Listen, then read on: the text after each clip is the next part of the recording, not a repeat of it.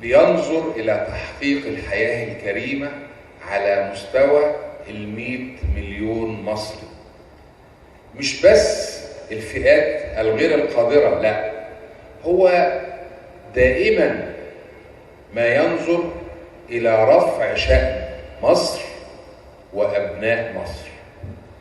وده اللي بيخلي كل واحد في مجاله، وزارة القوى العاملة ومديرياتها تقوم على العنصر الرئيسي في العملية الإنتاجية، وهو العمال. العمال هم أساس التنمية،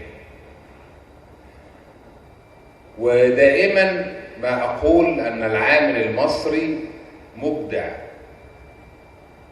وقادر وجبار وأكفأ عامل على مستوى عمال العالم أجمع إذا توفرت له القدرة والإمكانية.